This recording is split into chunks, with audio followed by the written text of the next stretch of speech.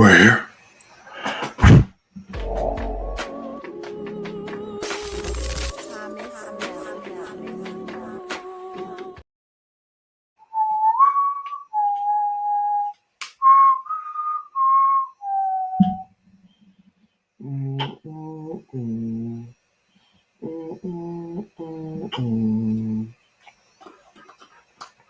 Ooh. Ooh wee.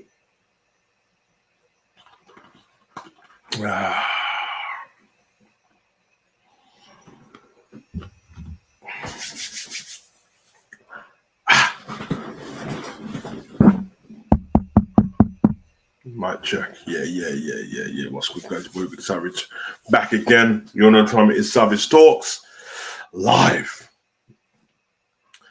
Don't ask me about the times. Don't ask me about the times. You have to get in where you can fit in. You know what I mean? You know, like that.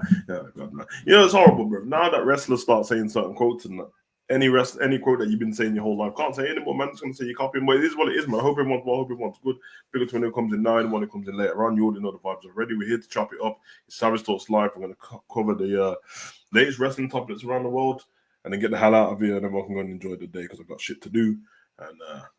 And get the content in where I can. We're on the precipice of the second biggest show of the year, SummerSlam. 2 nights. Yeah, man. It should be very intriguing. It should be very interesting. We're also on the premiere day of WWE Unreal, which I won't speak about too much because I don't give a shit. You know what I mean? Listen, I might as well just let you lot know now if you're waiting, because you might wait for the preview. I've already watched the first episode. If you want to know how I watched the first episode, they sent me the first. I watched the first episode a week ago, but obviously you have an embargo section thing in it, so they invited a lot of people to a premiere to watch the first episode. But as you already know, I live in the UK, so inviting me to a premiere is pretty pointless because I'm not getting a plane ticket to America to go and watch WWE Unreal. There's not a chance. But big up them for the acknowledgement, and big up them for sending me, you know what I mean? And they sent me like the private link and stuff like that to watch the first episode. So I could do a review of it, but I'm actually thinking like I don't care, man. I've seen more clips of the following episodes as well. Each episode does accompany like a certain storyline and a certain thing, what's going on, centered around different people. What I will say is Netflix production's always top tier in it, and I'm a massive fan of Netflix documentaries. So for me, that shit was always going to be great. There's definitely a lot of thought gone into the program. It isn't just based on the right. They kind of, I mean, on the first episode anyway, that's the only episode they gave us, but they kind of tried to allude to, in when they first brought it out, it was all about the writers' room, the script, and all that business. And I don't know if they've pivoted since they saw the fans' reaction when they first spoke about it, or if this was always the plan and they tried to work the fans a little bit. Because what I saw in the first episode wasn't really centered around that. Of course, there's no kid, the kayfabe's dead, but it's not as bad in terms of giving stuff away that I thought. The problem is the things that they are giving away is about the biggest stars, so that's what you actually care about. I thought it was going to be a little bit like, you remember that? I did like this as well. You know, was it called Wrestlers? Was it called Wrestlers? The Al Snow one? I like that. And that was accompanying everything, but obviously it's a company that was struggling and stuff, so you had to find, you know, all the little things that accompany it. The positives of the show, apart from the production, I mean, it depends what kind of wrestling fan you are. If you're a casual wrestling fan, you might not care about. I think there's casual wrestling fans, and then there's two types of what are quote unquote hardcore wrestling fans. If you're a casual wrestling fan and you fell out of love with wrestling, and you're one of those people that you grew up, you was watching it, and then somebody said something to you, embarrassed you, but you're like, oh, it's fake anyway, more than that business, but you really wanted to still tune in, it might make you watch it and then want to watch the show just because it's showing a lot more of the real human, if that makes sense. If you're a hardcore wrestling fan and you're one of these that want to see everything about wrestling, like every single thing, you'll like it. If you're one of the other side, which is me, and you like everything around, well, you like seeing everything around wrestling, you like wrestling documentaries and all that stuff, but you still want an air of keep a bit of the secrets in it. Like a magician, like keep a bit of the secrets, because all of a sudden it's not impressive now you've told me what happened. It's not impressive now. I have to look out for certain things. Now, obviously, I'm not stupid. I'm not naive. I've been around a long time, so there's not much stuff in wrestling that can hide from me. What I've been able to do is take that information early in my life and then kind of disregard it and step out of that and live in the kayfabe world of wrestling. The new kayfabe world of wrestling, would I say, because some stuff you can't get away from because the wrestlers themselves have social media pages with their real name and then the wrestling name and their real weddings and then the on TV, you know what I mean, couple. You got Dom with Liv, but then you can see that he's got his wife. So stuff like that is kind of hard to get away from. So you do as much as you can and you try to suspend disbelief while you're watching the show. Clearly Undertaker's not dead because he's got a podcast. We've seen him been buried alive loads of times. And clearly Kane isn't burnt because he's the mayor of Knoxville. So I don't even know if it's Knoxville. I think is it Nashville? It's Nashville, isn't it? Fuck's sake. It's one of those places, one of the Villes, bro. But if you're one of those, then you kind of you'll like it a bit, and then some stuff you kind of whatever. But it's very performative when it comes to like the management side of it. So this isn't straight up shoot like everything's real life. They've definitely orchestrated stuff around it, which is what Netflix always do with every documentary. You know what I mean? If you watch a murder documentary on Netflix, you don't start the documentary and then they make out that the couple with one of the murderers, it was bad from the start. Now they tell you this amazing story of, this is a great couple and they do everything together and they love each other and they couldn't be separated and they moved to a different town and wanted to go traveling. And then when you get to episode 2, you're like, okay, there's some domestic violence and there's an argument. And then they go to the next one. Oh, she's been talking to her best friend about her husband. And then episode 4, bitch is missing. Episode 5, we think he done it. Episode 6, he definitely done it. End of. It's still in the Netflix formula. What I will say is, because they're going in a different direction, I've struggled with this a while and I've spoke to you guys about this. They're going in a different direction in wrestling. I don't think we're ever going to get it back. Yesterday we did a video on the end of an era and we was talking about the golden generation, but even the attitude and the ruthless, I think it's all done. With John Cena leaving this year, is going to signal the end of that too. John Cena leaving, Randy Orton being like a happy-go-lucky guy all of a sudden. We even had Brock Lesnar previously talking a lot and laughing. Everything's just changed now. The Rock at the Netflix premiere, like being all nice to Cody, even though what we just got from him a whole year prior was him destroying Cody and talking about his mom. So I'm here I can admit that I'm far behind in it. So somebody might be like, oh, get over it, it's 2025. I understand if you say that. I just like to live in what I like in it. I just like to live in that. I'm sorry. So they're going in a different direction. And because of that, they want to make more money and they want to get more fans in. And they're terrible at getting casual fans in because the show's not good enough. So WWE's new idea of getting fans to watch wrestling and get fans to buy merch and buy these things isn't centered around stories anymore. And I'm going to have to get over it. It's centered around everything else, everything performative, pop culture, social media views and social media clips and podcast. It's all centered around all of those different types of things. They feed into a lot of stuff. They know the numbers. They know the analytics of their wrestlers. So people like Rhea Ripley, I'm not going to give any spoilers, but people like Rhea Ripley seeing these documentaries, they're speaking about themselves they're not speaking as Rhea Ripley and Jey Uso and whoever. They're speaking as themselves, like actually as themselves. And you're seeing the nerves and the trepidation that wrestlers have before they go out and do the show, the feelings they have are they alone backstage before they go and do. That's what you're seeing from the documentary. So for that, you might enjoy it. I think the first episode was fine. The fact when I was watching it, taking away that I'm a wrestling fan, I was like, oh, this is a good documentary. And then I remembered, yeah, but SummerSlam's on the weekend, and you brought it out, and hopefully, I don't know if they're dropping it all together, because if they do, you don't want to be seeing stuff where people are friends backstage in this, and then on the weekend they're going to be kicking the shit out of each other. It will be horrible.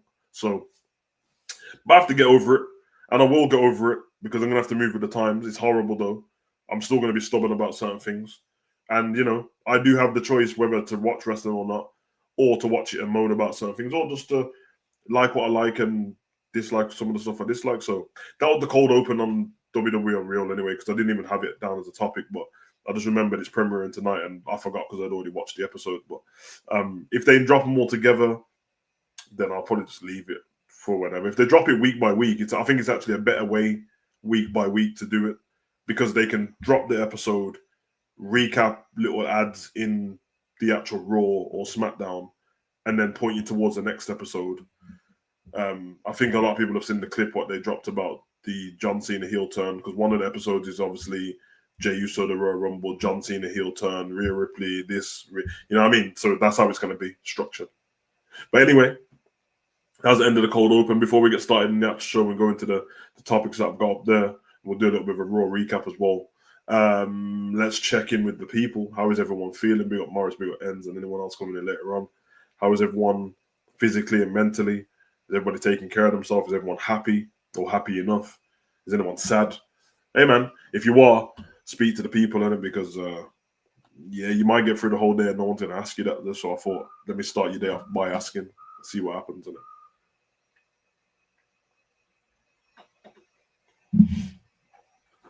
For the people that are on the 100 challenge and the people that are in the Discord, I hope you like sticking to what you're sticking to. I'm gonna give you like the warning now. I'm sure that some of you have probably been lazy, dropped off days, got back on. That's fine, bro. Don't worry about it. Just keep going. We are, as everyone knows, I've got the calendar on my phone. Don't miss that shit. We are 24 days left. So yeah, that's it. 24 days. 24 days to get it done. Get it done so you can go into the next part of the challenge and we can run it till like Christmas and really tap in. And that way, when you start the new year, 2026, while everyone else is doing this new year, new me business, you've already got the head start on them. This ain't new year, new me. This is continuing of the final form, like that. Big up Blue Wall Sonic, hope you're well. We ain't got to Raw yet. We'll talk about it a little bit, but this isn't the whole Raw review show because Raw's not the best. There was some, I will say though, Raw wasn't very good at all, but the structure of the show was a little bit better. The pacing was a little bit better. And there was some stuff I liked on it, but it weren't major stuff. It was things that I found funny more than anything. Couple spots to look cool as well. Yeah, I mean, so we will get to that. So let's start with the Raw recap, in fact. Let me get up. I'm just going to get the running order of what happened on screen, and then we'll go through it. But I definitely don't want to spend a lot of time on it. I'll just run through, recap, quick 4 or 5 minutes, and then you guys can message me and let me know how you felt about it when I've done, and then in fact, let me just put it up on the screen here so you lot can see what's going on. Big on Morris, he said, under the weather today from the weekend behind around pollen. Yeah, I'm stuffy right now. Again, so hay fever was affected kicking today, sore throat, blocked nose, and that. But other than that, yeah, my eyes are in bits. My nose is blocked a little bit, but all's fine, man. Like if you're hay fever, because mine's like terrible throughout the year, but if it gets really bad, go in the shower straight away, bro. Like I'm talking about, go in the shower straight away and just like blast your face with water, bro. Like blast it. Seriously, go with water with your nostrils and wash all the pollen out, and make sure you got like fresh towels and stuff that haven't been outside. And if you do that, knocking your tablet, nasal spray, then you can half be good. He ain't even gonna mess anything. Ain't even gonna make everything better. But I'll be going for a run this evening and getting some reps into. Now, big up, bro. Be careful when you go for runs as well, man, because you might be running in areas where it's like what's that? There's these mad plants and that, man. Where you know what I mean? The pollen's serious business, so be careful out there. But yeah, man. All right, Monday Night Raw, man. We kicked off Monday Night Raw with a Raw paid tribute to Hulk Hogan with a 10-bell salute. We had the, I would say, video package, was the audio from the video from the live stuff Triple H did on SmackDown. So it's exactly the exact same words that Triple H spoke, but it was played to the arena. Was in Detroit for this one. 10 bells salute, little tribute to Hulk Hogan. They brought out some people that, some people couldn't make it last time, and I think we had Eric Bischoff and that there this time. He couldn't make the last one. Yeah, man, it was a good tribute. Like I'm not really one of them. Like I don't really get whatever about these tributes and stuff. I don't get all emotional about it. I just, you know what I mean. I will say though, a lot of talk from ignorant people, and I don't have to cover it, but fuck it, I like talking on it, so it is what it is. But ignorant people are like, oh, blah blah, like, no, good to see that Roman Reigns stayed backstage, and I'm like, brother, what are you like talking about? First of all, there's many reasons why man could have been backstage. I don't know if WWE is protecting the pop, although the news is going to be on the show anyway, and maybe he just didn't want to stand on the stage. Like he didn't have to, you know that he didn't have to do it. Am I glitching, bro? I am glitching. What the fuck is going on here? Let me. Why am I glitching?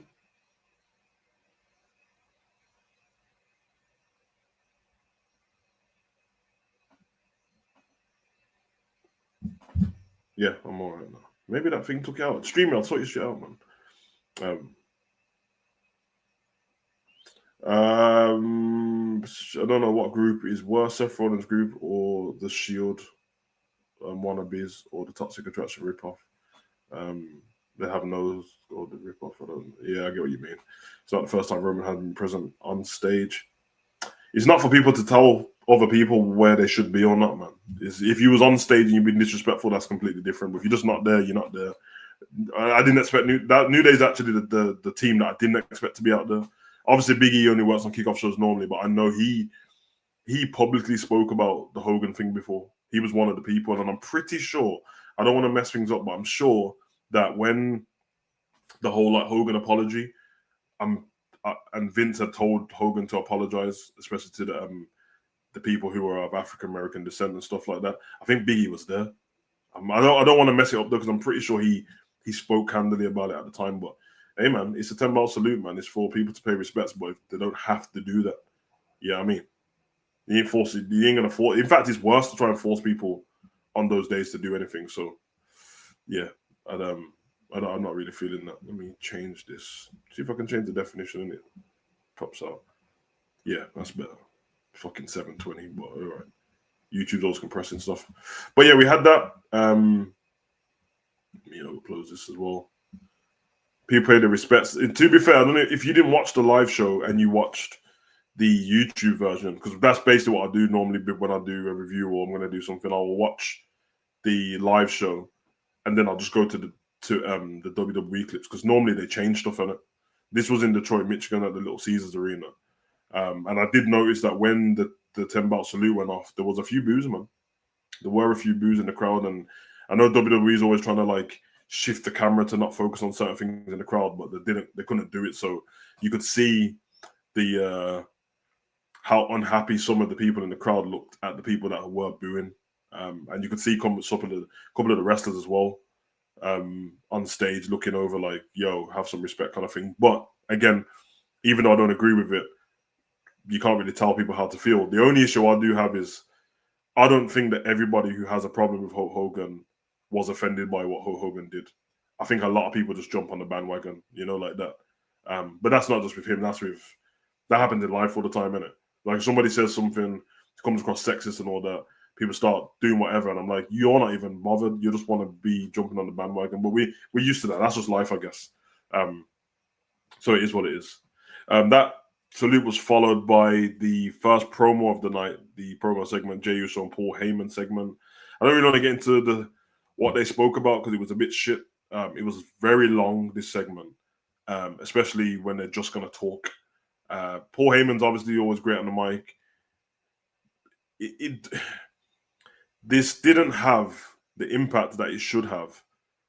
So it felt like to me that they were just trying to eat up time and trying to move the show on. And if you can waste 20 minutes here and then waste another 40 minutes on adverts, then the matches will take care of itself, because it didn't actually make sense. We knew what match was going to happen. You know what I mean? Bronson Reed was going to take on Jey Uso again. We knew what was going to happen with interference again, because that's all they do. We knew Roman was going to be on the show. So like nothing made sense. And it was almost like Paul Heyman's whole procedure for this segment was to plant seeds of doubt into Jey Uso's head of how Roman's treated him in the past and that. But we're kind of past that now. The only reason you'd be doing that is if you want to cause distension between them two, which is pointless because they're going to fight your two guys no matter what. Or you wanted Jey Uso to join your group, which you don't. So the whole thing didn't make sense. I have to say, because I have to keep things 100 and I can't do this is my favorite, so I'm not going to say anything. I don't know. I'm beginning to think that Jey Uso has some kind of anxiety when it comes to like public speaking without his brother. Now I could be completely wrong, so I'm not trying to diagnose him with anything. But without his brother in the ring, without the comfort of Roman in the ring or whoever in the ring with him, it's almost he wasn't even pacing around. He obviously had his first yeet off and that, but he had time to recover because Paul was talking for such a long time. And while Paul was talking, Jay was just not saying. He wasn't saying anything at all. He weren't even going back and forth a lot through the ring. He was just like putting his head down. And then it came time for him to speak. And he was like all amped up, like he just had a wrestling match. He was out of breath. Then he starts speaking like he's going to start rapping again, which I get because normally when it's him and Jimmy and they're doing the Usos lockdown, but yeah, how good are those promos? They're incredible. They just, I don't know, they just riffed off each other back and forth like it's a rap battle. There's the breathing is perfect. They've kept the cadence and everything like that. When Jay was cutting promos against Roman, when he was first like joining Roman in the Bloodline and main event Jay and stuff like that, the promos were great.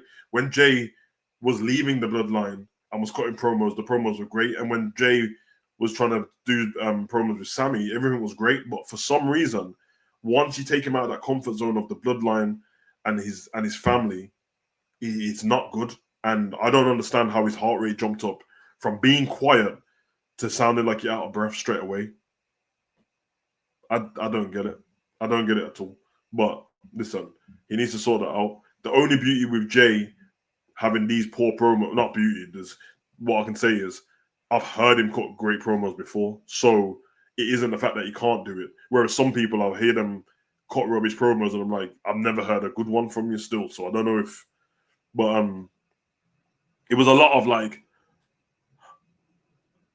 you know what, fam? You know what, family? I'm gonna tell you what. One more time, OG, walk around. Keep running your mouth about my family because you know I don't play about mine. Here I go, OG. And it was always like, every time I'm gonna pull up on my family, I'm gonna stand up for my family because that's just me, Oos. And then he looks down and then it's all of that. Bloodline still runs deep in my vein, Oos. You're talking this crap to me. You're disrespecting me. Talk about all the things I could do with Roman that I did in spite. I'm like, brother, just relax, bro. Like, calm down. Now, obviously, the thing is, he's very popular, though. So it's all like, so whatever happens tonight, who's happens at SummerSlam, it's on your ass. Talk to them, Detroit. 4 letters, 1 word. Yeet. And then, yeah, that's these promos sound to me. And to be fair, he actually has great crowd control in terms of, I don't know, it might, that at this point it's looking like a Samoan thing because I swear Roman has it, The Rock has it. He's got great crowd control. So when he's like talk to them Detroit, they literally just was like loud, 4 letters, 1 word, yeet, loud as shit. He didn't say this. He didn't do the Drew McIntyre countdown. He didn't do the Bubba Ray 3, 2, 1, get the tables. He didn't do that bullshit. He just has it.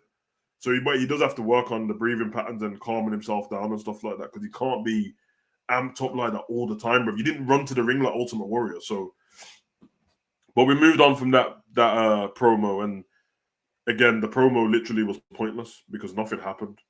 It was like nothing happened. It didn't mean anything.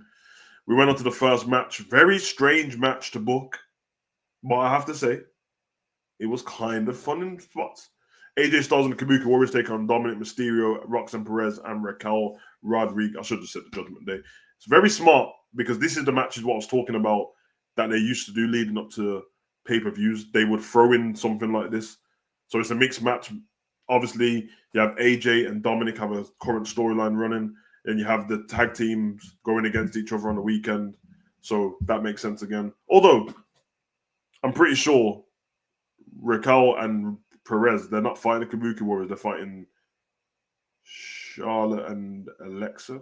So I don't understand that part, but obviously, whatever.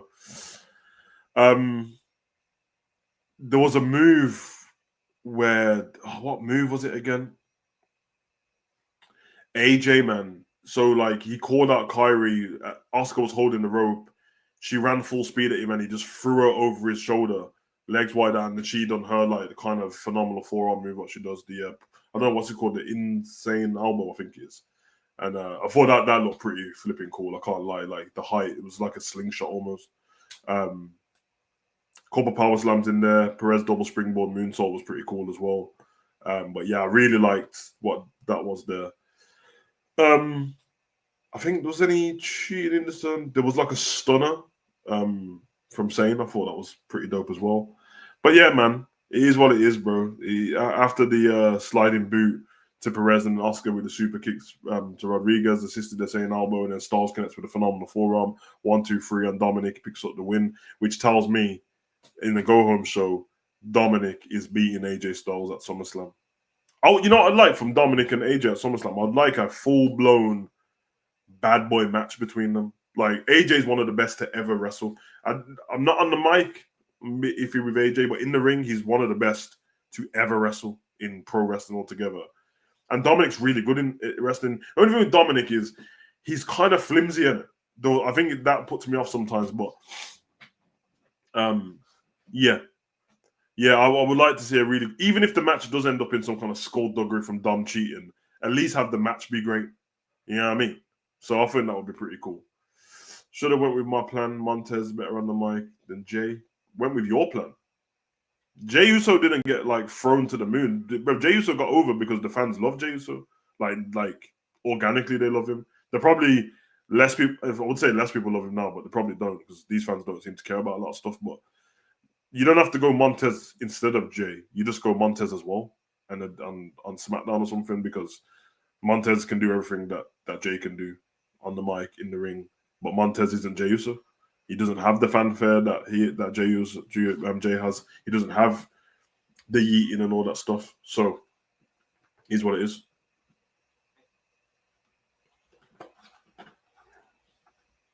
Yeah, Morris, it was a bit confusing. It was a bit confusing, to be honest.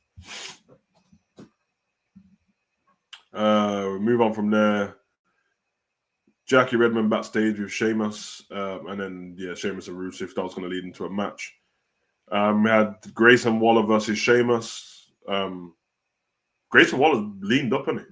He's leaned up a little bit. I mean, he was lean anyway, man, but he's obviously shaped up a bit.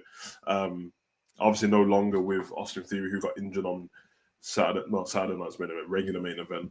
But the match itself, nobody cares about the match itself. Rusev tried to get involved in this match. Sheamus kicked him off the apron. He gave Grayson Waller the bro kick and then won the match.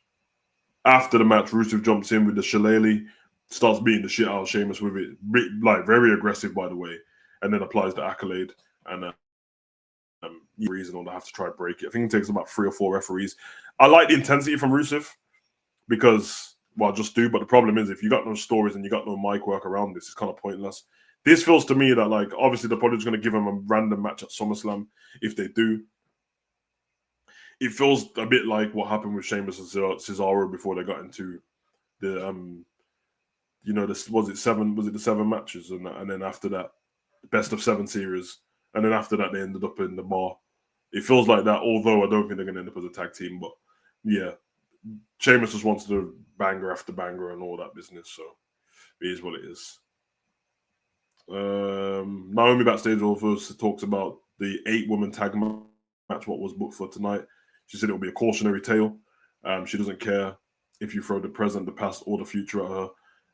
When she walks out at SummerSlam with the World Women's Championship, she'll prove the haters wrong, and everybody will proceed with caution. We had a tribute package from Hogan after that, and then we had Paul Heyman, Bronson Reed, and Bron Breakker speaking backstage, getting him amped up for his next match. Then we had, this was terrible, we had a Becky and Lyra segment again. Hey, since they've had the first one, we just keep having the same thing happen.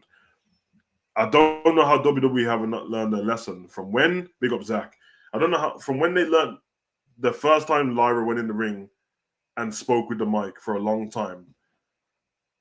The fans started giving her what, over and over again. This was stupid. Like, honestly, this was the worst thing to do just before SummerSlam because I was just going to give SummerSlam a chance, let them have their match, and hopefully it's over.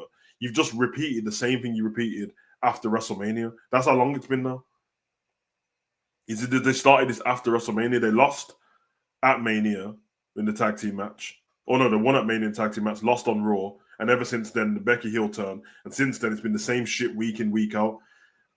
Listen, I'm saying this with a heavy heart, man. I like Lyra. I told you about this already, and I'd like to even more after watching the Sheamus Kite Warrior workout. But she can't cut good promos, bro. They're trash, bro. She cut some like she's in promo class. She cuts them like when people say they want to be a wrestler and they forget that they have to do promo work. And then when you get to like the PC, they're like, okay, give us your best promo, and they're nervous. It's so bad. The whole thing was bad. The whole thing was bad. I don't even know what she was saying, because I swear whatever she said, she just repeated what she said in the previous one. And then Becky's music goes off to distract her. And then she gets ready for Becky to come in the ring. She's looking towards the entrance, realized Becky ain't gonna come out. She had already spoke prior saying, I know everything Becky can do and has ever done, and she can throw at me because I used to study her. So this was cool. The fact that the music went off, Becky didn't there, and then Lyra instinctively just like Irish whip off the rope, and then gave her a baseball slide to the head deep. I ain't gonna lie, that baseball slide was full force, boy, to the head, and that was cool. But then the rest of it was just rubbish and same old shit. And then the kendo stick came out, and the ref just kept letting us know, yeah, it's gonna be hard because there's no holds barred and blah blah blah. Yeah, we get it, we get all of that. The kendo stick shots.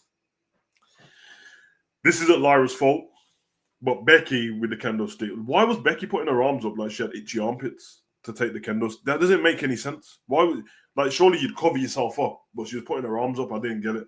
I thought it looked weird. It looked strange. And it made it look fake, to be honest. But yeah, segment was trash. Blue Side said this Saturday and Sunday we have SummerSlam. Hopefully the show will be better than WrestleMania 41. It's not going to take much to be better than WrestleMania, to be honest. So she fumbled her line. We move. However, I did personally rather have her versus Bayley for the title rather than Becky, because at least Bayley is more worth watching than Becky. Yeah, but Becky's got the title though, hasn't she? Am I not correct? Ain't Becky the one with the championship, so she has to fight Becky? Or do you mean Bayley versus Becky? I don't know. All I know is Becky's the champion, but I would just rather not see it at all, to be honest, man. That's how I feel about it. But it is what it is. It's not even worth spending much time on. Sami Zayn sit-down interview with Corey Graves, interrupted by Karrion and Scarlett. I like the scenery of this. I like the setting. I like the fact that it was away from the ring. The promos was decent. Although, when you have a sit-down between Karrion and Sami, and then Sami's like saying to Corey before that, I don't know what his problem is in that. It does kind of expose the fact that this whole thing's pointless. Like, once Sami starts speaking about what's his problem with me, do you think he's some puppet master? He just wants me to admit that I'm something that whatever. I'm like, yeah, this actually does seem pointless, and it should have ended in Saudi Arabia, but it hasn't. I think Sami Zayn, I'm going to just be optimistic, and we'll do the preview in a week, but hopefully Sami Zayn loses, because Karrion cannot afford to lose this match. If Karrion loses this match, he might as well rip up that contract now and just leave with his head held high, because it doesn't make sense. And I have this sneaky feeling that they're going to push Sami to the moon next year, bro. So I hope that doesn't happen. Even I like the fact that Karrion was speaking about Sami, saying, like, you think you're a lot different to everyone else, but I know the truth about you. And he handed him the baseball bat, or the metal, I think it was a metal pipe, but he hands it him, and he just looks at him face to face. It's almost like, yeah, use it on me, innit? Because I want to prove to you that this is what you're like. But yeah, that was the sit down. It is what it is. Sami made his goals clear, and that's all it was. Yeah, I mean. We have a backstage interview with Jackie Redmond and Bayley. Bayley, what's next for falling short at the women's tag team title match last week. Not being called at SummerSlam, Bayley's lost opportunity. But I'm guessing Bayley's going to snap soon, because she missed out on WrestleMania and she's not on SummerSlam. So I don't know what character they're planning. I don't know what character they're planning with Bayley, because you've already turned Becky heel. But the smart thing would have been to do is for Bayley to run the heel ring back, because she keeps being left off the card. If you've been left off WrestleMania and SummerSlam, it's a valid reason to snap a little bit. But yeah. Oh, I get what you mean. I get what you mean about the Bayley and thing. You don't know. Lara was called up way too soon. She needed more time in NXT. What's the rush? I don't know, man. The conveyor belt, bruv. Every feeling about Cross right now. Can't even predict the future. I just think he's like, if they do stuff the right way, there's a lot of outcomes that will happen at SummerSlam which will please a lot of the fans. But if they do it the wrong way, I can see doing the WrestleMania stuff and everything, because there's no way Karrion can lose again. Then they're just treating him like they've treated LA Knight, and they're losing out the big stars. Please WWE, Karen Cross deserves a push. Don't do anything stupid. I think they might do something stupid. I mean, they might, because if Karrion wins, you could easily build momentum for Karrion to win the Royal Rumble in next year, and I think there's a lot of time between it. If he loses, they'll probably build Sami Zayn to win the Royal Rumble, which I also don't want. So, here's what it is. Who the fuck is shouting in my apartment, man? Moving on from there, we're going to the third match: Rhea Ripley, Io Sky, Stephanie Vaquer, and Nikki Bella. I think a lot of the pervs online will enjoy this match. Naomi, Chelsea Green, and the Secret Cervix. Yeah.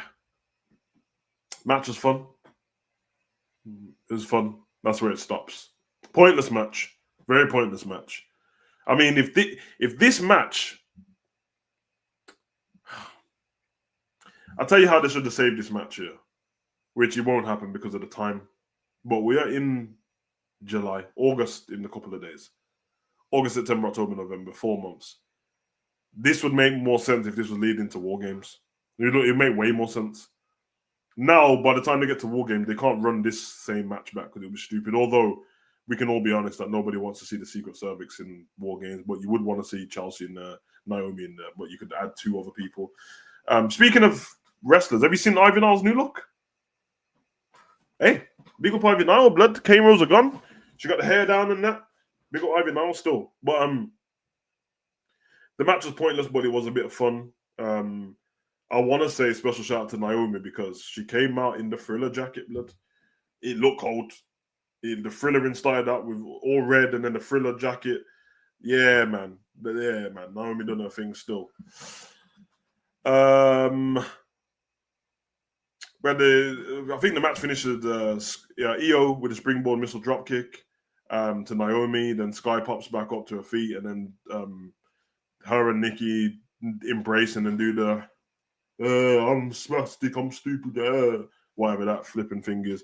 But for the fans in attendance, they liked it, so I ain't gonna complain too much. Turned around to get a double clothesline from Doudrop, and then Doudrop turns around after she mocks them and does the same thing back. She turns around and it's her and Rhea Ripley standing face to face. The commentators make a big deal out of it. Oh my god!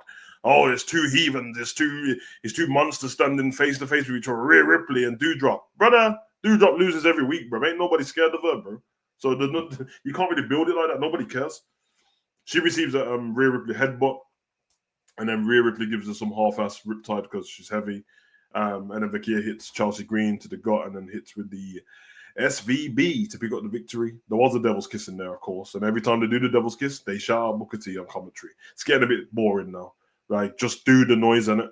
You have to shout out Booker T every time. We know it's Booker T's move. Anyway. We go backstage to Judgment Day in the clubhouse. Finn Balor giving another speech. And yeah, they're playing 2K25. And Raquel tells Dom to use Liv Morgan on the game because he's a child, I guess. Rhea Ripley had a nice embrace backstage with Nikki Bella, Stephanie, and Io. Rhea tells Io they're friends, but she's going to finally beat her at SummerSlam. Io's Ripley will never beat her. We'll see about that. Nobody wants to see you as friends. This is fucking pro wrestling, bro. Like, if you're not a tag team, nobody cares. That springboard elbow drop on Nikki was brutal. It was brutal. It really was. From there, we went on to Judgment Day versus LWO. Joaquin Phoenix and flipping Fat Dog Mendoza, blood. I have to say, bro, Joaquin Phoenix came out dressed like a zesty Mexican, bro. Like, I don't man had the J Balvin thing going on, bro, with the collars and that, and the Shang Tsung hat, blood. Not Shang Tsung, blood. Kung Lao, he had the Kung Lao hat on, but it was all rainbow colored with the cut off sleeves and the zesty fingerless gloves, the Cisco's. I don't know what he was doing, but shout out to him for trying to separate himself and not be hooked up in the tag team. But at the end of the day, bro, you might be Joaquin Phoenix in the ring, but backstage, bro, to Triple H, you're just another Mexican, bro. It's not my word, that's his blood. You get me? That's all Triple H. He said you're a Latino, get rid of Latinos' blood. But match was decent because everyone in the match can wrestle, so that was it.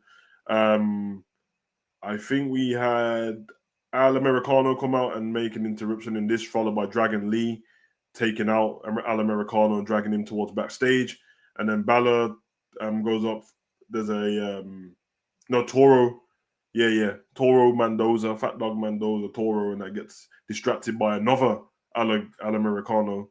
So there's two of them. Well, there's three of them, and yeah, knocks him off the turnbuckle. Balor connects with the coup de grace, picks up the victory. I told you like at the beginning of this Al Americano thing that I ain't mad at it, bro, because wrestling is a variety show of different things, yeah. And without like R-Truth and Chelsea Green and stuff like that, a bit of the comedy part's dead in it. I'm telling you, bruv, put a triple threat. I said this months ago, but I was on about just two Al Americanos, but now there's three.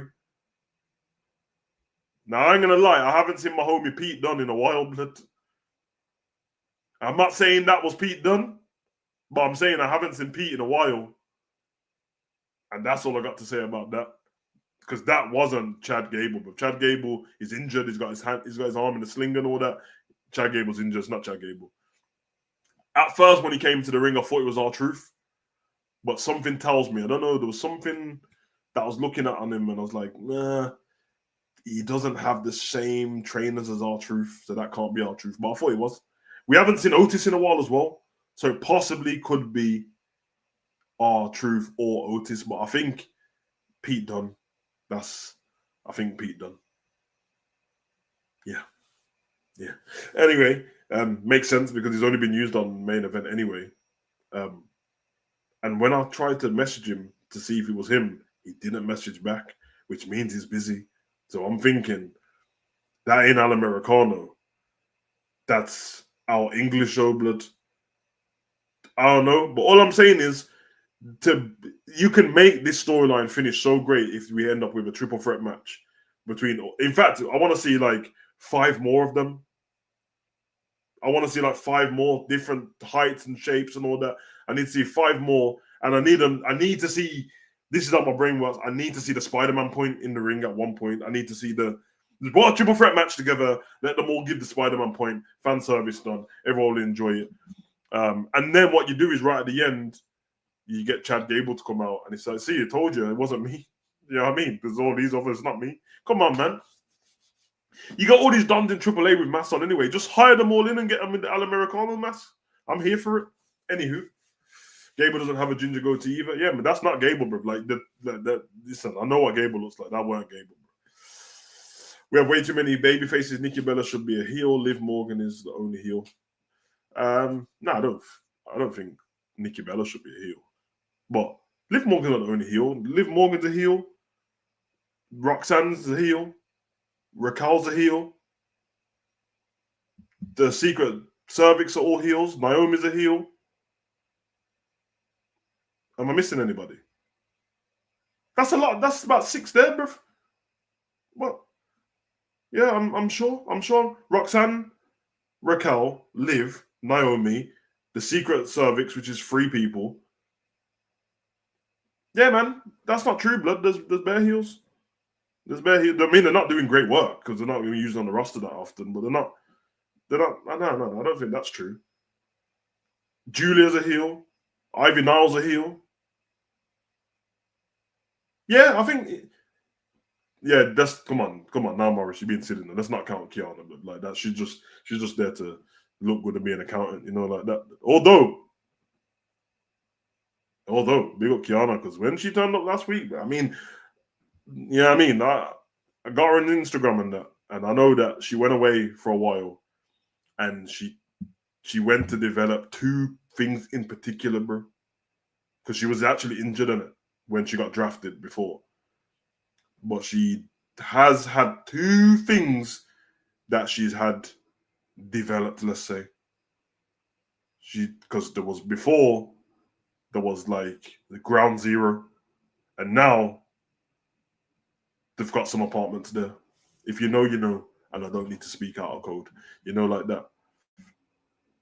Anywho, CM Punk and Gunter in the ring, another segment, another suit and to suit segment from Gunter. This Gunter thing's getting ridiculous now. It actually doesn't matter anymore how good he is on the mic. Seriously, guys, like, tell me if I'm wrong. Am I tripping? Or since the lead up to WrestleMania, And apart from fighting, what's my man's name? The one who sounds like a disease, sounds like he got a broken knee. Fraxium. Nathan, fuck's sake, bro. Axiom sounds like a fucking Mexican Viagra.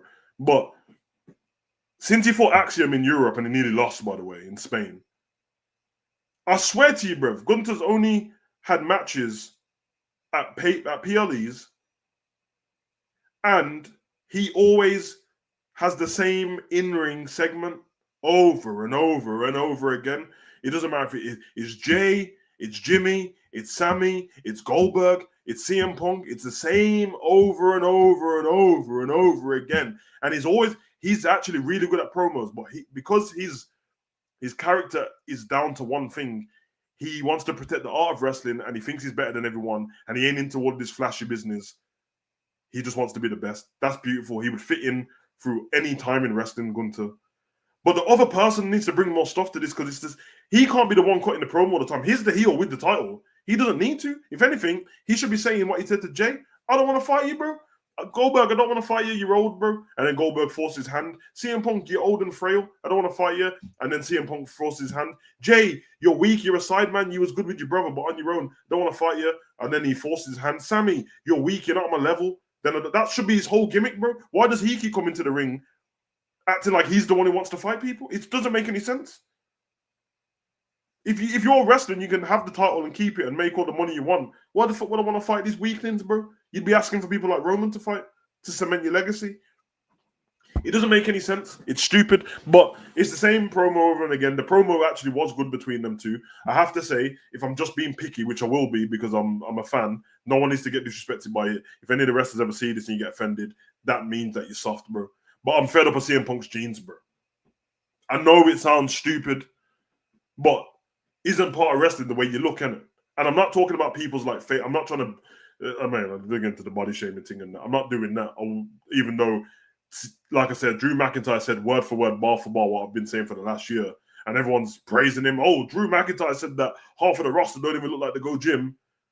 And they look like they work in flipping these takeaway shops. I say it. And everyone's like, oh, you're being a bit harsh, Savage. You're being a bit harsh. I'm not harsh, bro. I'm not speaking on anyone's lips and Botox and breast and anything like that. I'm speaking about physically as a wrestler. You don't look like a wrestler, bro. That's all I'm saying. Anyway, I'm sure these lot are fit. They're all fitter than me because I blow up in the ring. I go to the native every day, but it's a different type of fitness. So it's not a fitness level thing. I'm just saying we grew up. In fact, everyone grew up on wrestling being unattainable. It was this thing where it's like, oh my God, larger than life. I'd love to be a wrestler, but I don't think I could ever cut it because you know what I mean? Look at them. Look how in shape they are. Look at, if you're a woman, oh my God, there's no way I can get into the same shape as Naomi. If Bianca, oh my God. If you're a man, how do I can't get into Drew McIntyre. He's like 6'7" and he's huge. And how would I ever do that? Now, when we just look at wrestlers, every single time I look at them, I'm like, bro, I told you like I want to have one wrestling match. Brother, if you threw me in there now, I'm being serious. If you threw me in there now next to like the mid-carders, I don't look out of place, bro. And I'm not big, I don't look out of place. Like if you throw me next to Sammy, I look like the wrestler. You throw me next to Gargano, I look like the wrestler. Ciampa's a little bit different because he's proper lean and stuff like that. But all these other guys, Fat Dog Mendoza and Joaquin Phoenix and Dom Mysterio and all these man Sammys, bro, what are you talking about? CM Punk next to me, bro, I'll mash him up. I'm just saying, bro.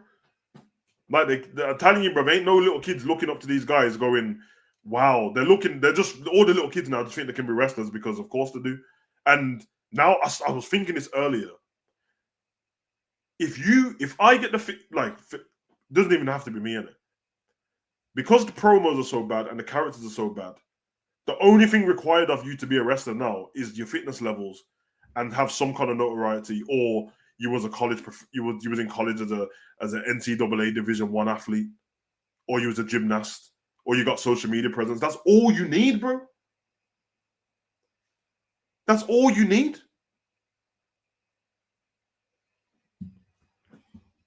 Nah, bro. I hear what you're saying about Joaquin Phoenix and that, bro. But you're not getting my point. Tommaso Ciampa at least is a little bit taller and lean, and I'm saying that. No, I'm not talking about his leanness, of course, bro. But him next to Gargano, like him and Gargano are like the same height, innit?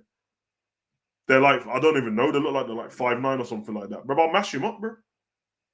I get what you mean, though. He's in shape. I'm not saying he's out of shape. I'm just saying that because there's not like a cruiserweight division for them kind of wrestlers, which back in the day, like, so Jamie Noble, Tajiri, Funaki,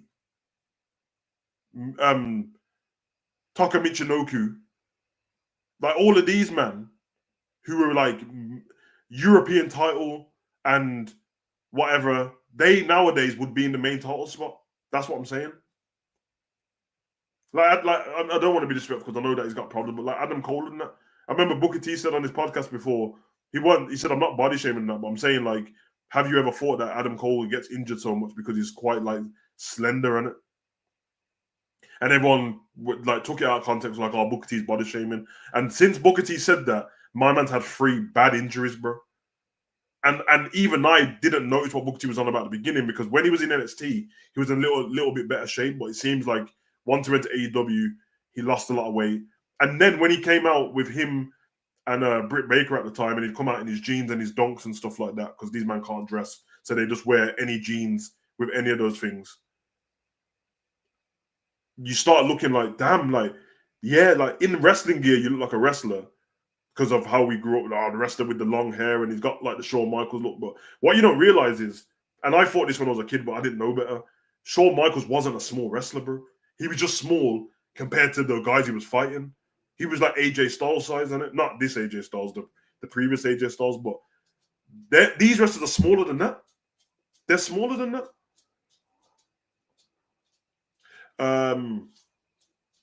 Gargano has the body of a teenager, or you can look like Cesaro. Don't need to do much. No, it's not easy to look like Cesaro, bro. This geezer's like, this geezer's got the most compact muscle. Like, he might be. Well, I know that pound for pound, he probably was the strongest wrestler around. Pound for pound, not obviously like Bronson Reed or someone's probably stronger than him, but pound for pound, yeah. But I saw him train. I've seen how Cesaro trains, and even like Seth Rollins, good shape and all that business. You know what I mean? But Cesaro's cold, bro. Like when you're that disciplined like Cesaro, bro, he'll never change, bro. In fact, he looks a little bit bigger on AEW than he did before. But I don't know if that's because he's always got the white t-shirt on. But yeah, man. By the way, I'm not trying to diss them like, oh, they're not. Some of them are in shape, but I'm saying like wrestling shape, innit? Which is fine, because it's like football. Some people, if you call somebody overweight in football, they're not overweight in regular life, but for a footballer, they are. You get what I'm saying? When people used to call Ronaldo fat, R9, at the beginning, he wasn't fat, bro. He was like 12 stone, but for a footballer, like, you need to be light. And Neymar when he broke his when he fractured his spine in the World Cup was like 8 stone. And Ronaldo's 12. You see the difference. So, yeah, man. Anyway, I digress, man. Whatever. Yeah, Slender's mad still. I ain't gonna lie, bro. Slender Man and that. But yeah, this was a good promo between CM Punk and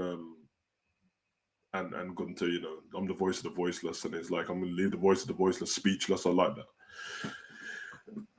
The only problem I had with this, no matter how good the promo was, we once again got standard CM Punk in-ring promo, standard in-ring Gunter promo, and the standard mic drop at the end again. What is it with WWE and the mic drops, bro? Like, people normally drop the mic when they've said something. Ooh, they've not said anything, bro. Mic drops, terrible stuff. We move on to the 5th and final match, the main event of the night, because this is what main event you get in 2025. Jey Uso versus Bronson Reed with Paul Heyman in his corner. Obviously, these are going to have a tag team match on the weekend. And we've seen Jey and Bronson fight over and over again already. This is like the mid-card from 2 years ago is now the main. Do you not realize what I'm saying?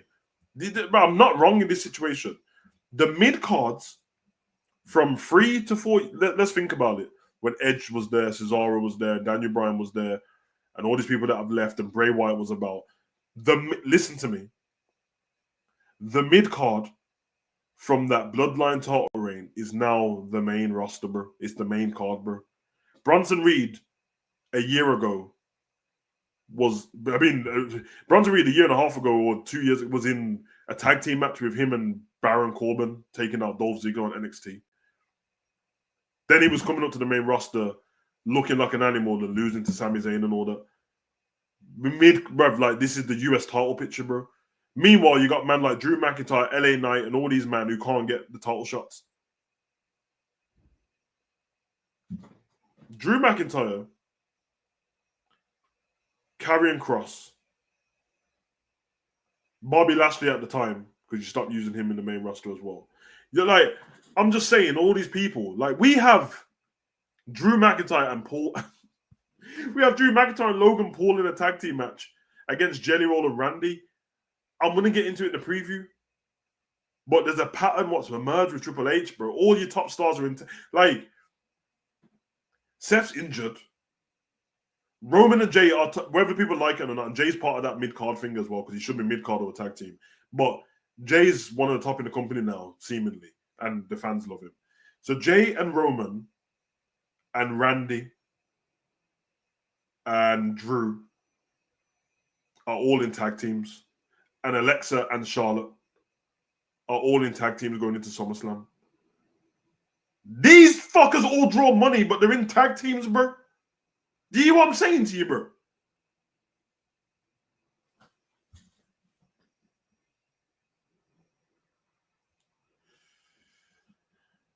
These two could have at least a backstage brawl with the police trying to arrest Punk, pack him up for the week. And yep, I agree. I agree with you, bro. It's too much for these lot to think about, though, isn't it? Like, for example, when we head over to SmackDown, what we should see what you're talking about there, we should see a brawl backstage between Cody and John Cena. The heat should be built that much that there's a backstage, because we're going into a street fight, innit? I mean, let's be honest, that's how the street fight should have been made in the first place. The brawl should have been backstage, and then they should have said, street fight! Because you know that's what happens now. The GMs, they don't book stuff properly. They just get angry. Pierce rips off his glasses. Enough! Street fight! And Nick Aldis, enough! TLC! That's lit. And I know you lot think I joke too much, but that is how matches are booked. In 2025, they get fed up. They shout, enough! Triple threat WrestleMania! Enough! War Games! Enough! Solo! Said you want to get him locked up? Cage match! Enough! All right, man. We get it. You got glasses on and you can shout, bro. We get it. Yeah. Triple H kind of removed all the Vince guys, and Vince would have liked people like Fingy as well, LA Knight.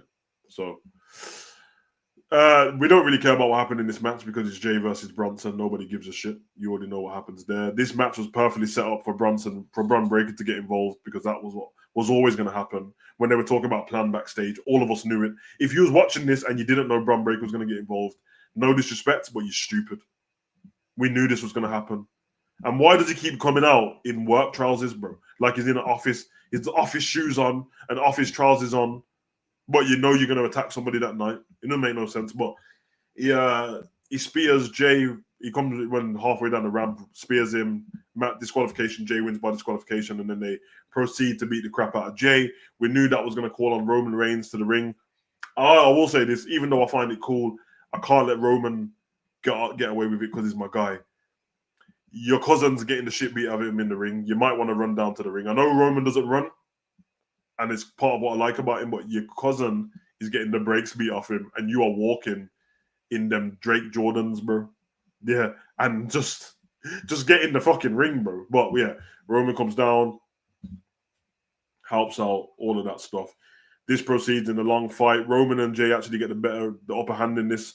And then they both go out the ring. They both plan to do the double spear around the side of the ring. But I did like the fact that Bron Breakker and Bronson countered it. They were ready. It wasn't just regular stuff. They took them out, and then we proceed to get spears from Breakker and elbow drops through a table onto Roman to Breakker. And then he done a double spear for a barricade that took both of them out. Every time he saw Roman getting back up, he tried to take him out. Then they dragged him into the ring. Jay got hit with a tsunami, and then Roman got dragged in, hit with a tsunami, rolled back out of the ring, speared, double spear, and then this was the funniest shit of the night to me, man. And this means that Roman has to get his get back to another level. Bronson Reed done the most disrespectful thing I've ever seen, bro. Because if you're from the streets, bro, if you're from the ends, if you're from the manor, if you're from the bits, bro, you know that a duck brother. If you hear any stories from the man them from the roads, bro, I've seen this happen in real life, bro. I've been there, bro. A man took Don's trainers, bro. He treated him like.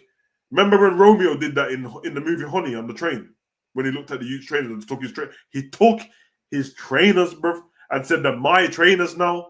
Then Bronson tried to do the Roman promo, which he should have took his time because it would have been cold when he said, "You think you're the big dog, but this is me now. This is my ring." I will say though, he said these are my ropes, which was funny, bro. Saying it's my ropes would have got me because I'm like, my ropes, bro. All right, but so this is my ring. This is my cameraman. But he didn't do it properly. He was too fast. Like, take your time. Go and grab the camera like Roman did. Do all of that stuff, man. But I did like that he did it. And then he said, "This line got me." I hope you like heard this line from Bron Breakker. He said, "This is my ring." He said, "These are my ropes." He said, "These are my this arena's mine." And then he said, "You see all these fat asses?" Like he said it just like Scott Steiner, bro. He said, "You see all these fat asses in the crowd? They're mine." I was like, brother, this is cold, bro. Please start cutting the Steiner math and the fat people promos because I've watched me and my son sat there and watched a compilation of Scott Steiner on TNA calling people fat asses. That shit is it's fat. That shit is funny, bro. That shit is hilarious, bro. But yeah, they done their bit still. If I had any negatives about this segment, I think that the heels got over too much. Not that they shouldn't have been standing tall, but we all know what happened in go home shows. This has telegraphed 100% that Roman and Jay are winning at SummerSlam. It's telegraphed it. This is a go home show, and you've left Roman in bits, Jay in bits, and you took Roman's trainers, bro. What you've done there is you've telegraphed what the finish is going to be at SummerSlam. Now, the caveat is if they win that SummerSlam, oh, well, then they look strong as shit because they did look strong in this segment. They look strong as shit if they win at SummerSlam, but we know they're not going to win. No, let's don't. I told you about this. Don't ever bring up that dog food thing again, bro. We don't want to go back there. It's not on that level at all, bro. It's not on that level at all. Like Roman's out cold, but the dog food is like, yeah. Let's not go down that route again, man. But the fact it you know what? It helped Bronson, and let's be honest, they are fresh Jordans, bro. Fresh out the box, bro. It looked like you had the Drake OVO Jordans on, but I don't know which ones they were. If they were the same, they're expensive Jordans. I know people like Nike send it to Roman. Roman isn't gonna okay man just taking his trainers unless he thinks it's okay. He wouldn't be like, oh, you wouldn't spontaneously take Roman's trainers off him. So the fact is, it made him look strong. You've seen my thumbnail, and he's holding it in the ring with his arms up. The heat on him, the beat down that Roman's gonna give him. Yeah, man. If I'm Roman, I'm tearing off man's singlet, bruv. Let little fatty walk around, bruv. You get me? It's crazy still. It's crazy, man. But I found that disrespectful as shit, bro. They removed the kicks, bro. Listen, for some of you that ain't from the roads, I'm glad you're not, bro, because you don't want to be a part of that life, bro. But I'm letting you know early. I'm showing you what signs of disrespect is, and it's up there with the highest level in listen, on the roads, yeah, the worst thing you can do to somebody is spit in their face on it. Because that means like you bullets in it, that you can't get away from that. I can't fight you over spitting in my face. You have to catch it. Yeah, you have to get kneecapped or something. But second on that list is getting stripped off, bro. It's getting stripped off. And then third on that list is being robbed of your trainers, bro. Actually, fourth on the list is taking your gill, but that don't happen. You have to be a gallus to do that. The trainers is on the top 5 disrespectful things, bro. It's outrageous. You have to walk around on the roads without your trainers. Wherever you're going back to, whether you have to walk to the shop to buy new ones, you got to walk off with no trainers on. And if you get really disrespectful, you take man socks off as well and just dash it, bro. I'm gonna tell you a story. I'll get into it on a proper stream one day. But there was a man, I can't even say his name because yeah, but he thought he was a bad man, and me and my brethren are playing like headers and volleys and that, but we're like younger and we're like 11, and there's like in where these apartments are, they're all connected to each other. So all the back of the apartments lead out into this big grass area with benches and stuff like that. And we all used to play football there. So we're down the far end, and the day before it was raining, so there's like a massive puddle where there's a ditch, but it's dry outside, but there's a massive puddle. And brother, we're playing football and that. One of the man them said, I swear down there's a naked man up there, bro. Now, no homo. No homo. I'm 11. But obviously, if someone says that, you're thinking he's talking shit. Donnie was up there, stalkers, standing in the puddle, bruv. In the puddle, man, them took his clothes, his tracksuit, took his pouch, robbed him, bro, his phone, everything, bro. Like, there's a man getting robbed blind naked, and then there's a man getting robbed blind naked, bro. And this is in the hood, bro. So, like, the area you're walking through is already peak anyway. And all I could think is, like, you have to walk back through the ends no matter what now, naked, because you can't even call a taxi. You have no phone. You can't do anything. You have to walk back naked. And if you walk back while the man them who just robbed you are walking in the same direction, they're gonna punch you up. So we had to walk back, bro. Now I'm not gonna lie, bro. I think stripping a man naked is gay as shit. But I think it's gay as shit, bro.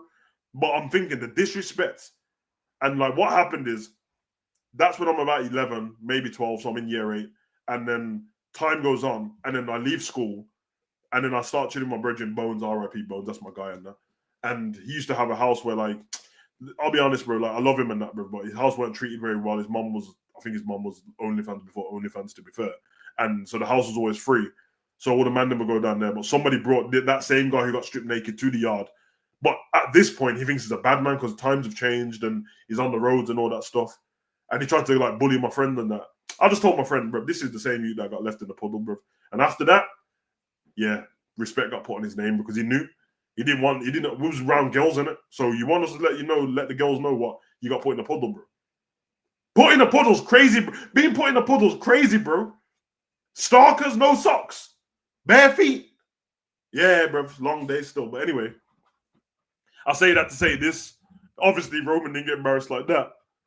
And you mashed him up, but Roman's trainers got. I'm telling you, bro, the beatdown that Roman is about to give Bronson Reed at SummerSlam is going to be parliamentary, bro. It's going to be levels.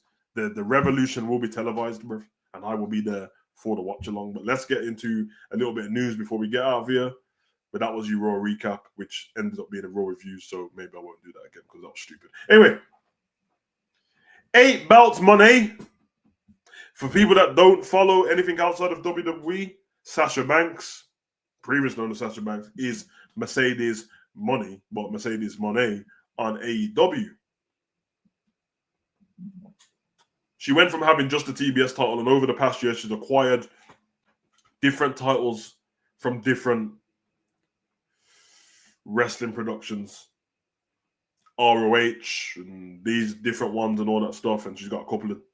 And now... she's been Japan, she's been Poland, she's been Italy, she's been Mexico. So now she's just gone to Poland and won another belt. She lost to Toni Storm at AEW All In 3 weeks ago and couldn't get the big belt. But she has every single other belt. And now there's pictures of her online draped in 8 titles, bro, which we've never seen anything like this before. People are giving a lot of backlash. A lot of people don't like her. I like her. I don't think she's incredible because I don't really like her on the mic, but she was one of the favorite ones in WWE. At points, but 8 belts is too much, bro. 8 belts is too much. I know what they think they're doing. And did she win the 8th belt in England because I saw she was in the country when Hogan passed? No, I think she won I think the 8th belt's Polish. I think it's from Poland she won, but she did go to the UK after. But I could be wrong, but I'm pretty sure Poland was the last one. But yeah, I don't want to rain on the parade on that because even though it's kind of stupid having 8 belts, business-wise, I'm guessing she's bigger than any woman wrestler to all of those rosters that she's gone to. Maybe apart from like New Japan, because there's so many people in Japan, like whatever. But yeah, then again, she's bigger because she's worldwide. So I'm guessing having her on your roster fight against your main woman star and win, or just take part, gets her over and gets the person over. But the problem is your title is leaving your division, and she's got 8 of them. This is something that Tony Khan might not have thought of. It's great giving her 8 titles. It looks cool. It does look cool. But obviously, eventually, she's going to have to lose them. Which means she's probably going to lose 8 titles in a row, blood. She's going to lose... She's She's gonna gone from losing. She's not hardly lost in AEW, by the way. Just let you know that. I think she lost one match. I think she lost one match in AEW or two because they have the ranking system. I think the Tony Storm match is the first match she lost. Wait there. No, did she lose when I was at AEW All In?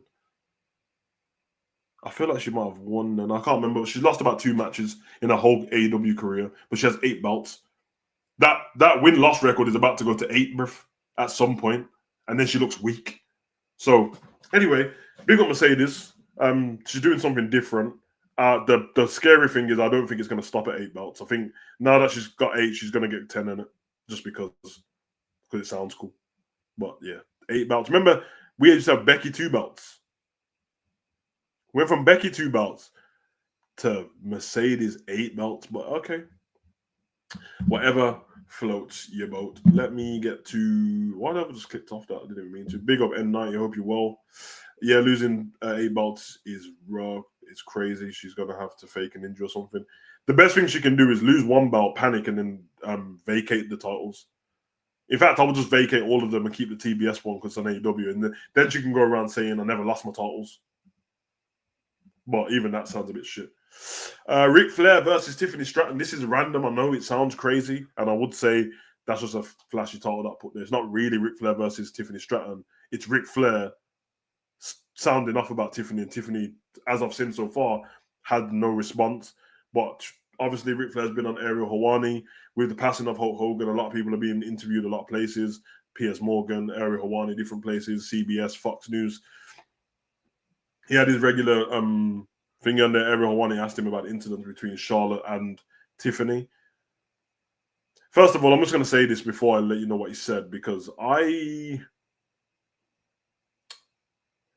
his problem was that what Tiffany used was real life stuff. Charlotte spoke on it, said it upset her a little bit only because she's never given off anything in the wrestling business that pertains to her real life. Like, that's Ashley Flair and that's Charlotte. I agree.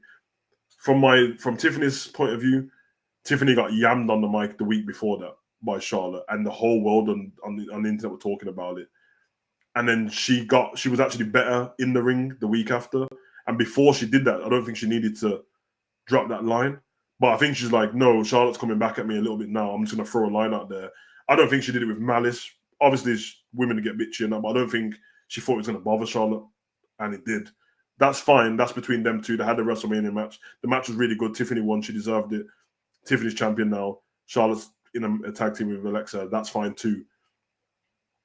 The issue, what I will say is, the likelihood is already squashed between Tiffany and Charlotte in some way. We saw when Charlotte lost, she gave her the sign of respect look, the head nod and left. Don't have to be best friends backstage. But I don't like the fact that, yes, he has every right to speak on his daughter. He loves her, but it's women's business, isn't it? Like, if it was a man who said something about Charlotte, Ric Flair, defend it all you like, bro.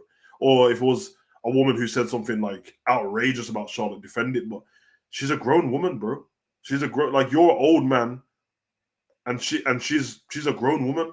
So I don't understand why you got involved in women's business, because now it puts Charlotte in a weird predicament. What if Charlotte's already made up with Tiffany now? Her dad's sounding off. Then if Tiffany says something back to her dad, Charlotte has to defend her dad. It's just awkward. Like, I don't like when they do that. Not in wrestling anyway. If it's another sport or something, I hear it. But this is wrestling.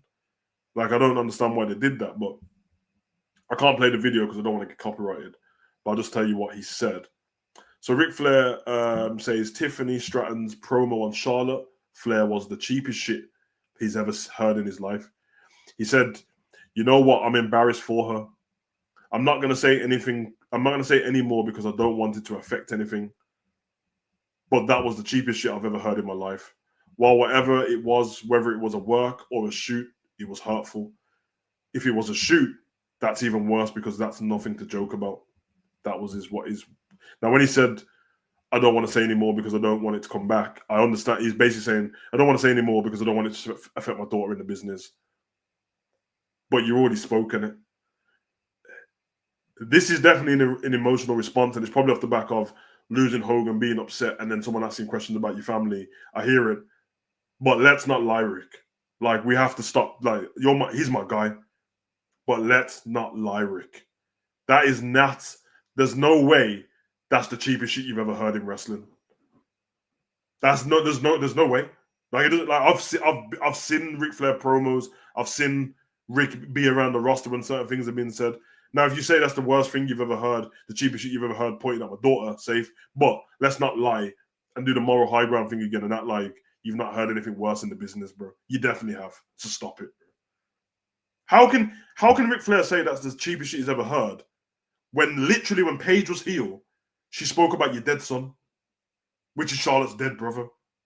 R.I.P. to him, by the way. What are we talking? Like, Rick, stop it, man. Stop it. They literally used the name of your son that passed away in the storyline, and that's the cheapest shit you've ever heard. Come on, man. Like, what we stop, man. We watched the Riot Squad put a sticker of Natty's dad on a table and have a tables match, and put Natty through the table. We saw Triple H and Katie Vick. We saw Vince and Stephanie, the sacrifice, the Undertaker. We saw Triple H slip finger Rufy. Like, what are we talking about? Relax, man. Like, come on, bro. Like, don't do that. And don't do that to Tiffany. I joke about Tiffany all the time. I do that all the time, but I like her. I was championing her earlier. I don't like the promo. She can do better, but she's great in the ring. He knows, man. Like, he's one of the biggest names in wrestling, bro. We just lost Hulk Hogan. Ric Flair's the name after him, bro, of who's alive, bro. Let's be honest. You having words like that for Tiffany online, knowing that people are going to lap it up, they're either going to defend Tiffany or they're going to destroy her, bro. And she's young, up and coming in the business, and you're a legend. Like, you didn't need to say anything, bro. If you had a problem with Tiffany, when you go to SummerSlam or whatever, you want to give Charlotte a hug backstage, when you see Tiffany, have a little chat with her. So listen, I don't really like what you said about my daughter still, but I know you're a great lady and that you're a great woman. You seem like you just didn't know better. But for future reference, like, unless you're going to sit down and have a conversation with not just with my daughter, with other wrestlers about their personal life, and you want to use it in a promo, make sure the other wrestler knows first, and then we're going to go on to this. Didn't you remember Seth and bro? Remember that? Matt Riddle and that. You shut your bitch ass up. That's why she left your bitch ass. Remember all of that? Yeah, man. We're not gonna pretend, bro. We're not gonna pretend. Not my watch, bro. I'll make sure everyone remembers the stuff that you've been about and said, bro. You know what I mean? Space Mountain. You know what I mean? Let's not get there, bro. Anywho. Just before we leave, because we're heading into SummerSlam weekend, obviously we're going to do the preview and promos coming up. It's been announced that SummerSlam, the whole show starts at 6 p.m. Eastern. I'm guessing that is 6 p.m. Eastern, New York, and so that'll be 11 p.m. here in the UK, which means I'm guessing the show is going to be like 4.5 hours maybe each night. I know they're trying to book 7 matches on each night, but I think that's going to be it. We've got Cardi B hosting. The reason why it's an issue is because, like, they've got 3-hour kickoff show on both nights. Now, this isn't a big problem because I don't have to watch the kickoff show. But for the people in the arena, if you want to know why the time it gets to the mid-card, the middle of the show, why they're so tired and the fan reaction's dead, it's because you've given 4 hours plus in the ring for the main event, and then 3 hours in the arena, bro. It's 7 hours, bro. Over 2 days, that's 14 hours. With SmackDown involved, that's 16 hours. If you did NXT that week again, 18 hours. You did Raw, 20 hours. Conference at the end, 21 hours. Then you have a break and then Raw again, 2.5 hours. That's 20. It's a day. It's a whole day of wrestling. From